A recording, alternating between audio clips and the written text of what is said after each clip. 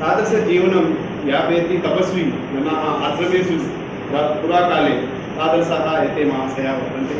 तेषाम् अनुभवः तु मम आयु वर्तते, तादृशः अनुभवः वर्तते शैक्षणिककालस्य 40 वर्षाणि यावत् स्यात् इत्युक्तवन्तः ते। शोधकार्यस्य तावत् अनुभवः एतेषां वर्तते। केचन न अवगच्छन्ति चेत् चिन्ता नास्ति, अवगच्छन्ति चेत् अस्तु। अन्ये अपि एतेषां इदानीम् उक्तवन्तः रुदन्ति तद् ऑडिटोरियं मध्ये गत्वा।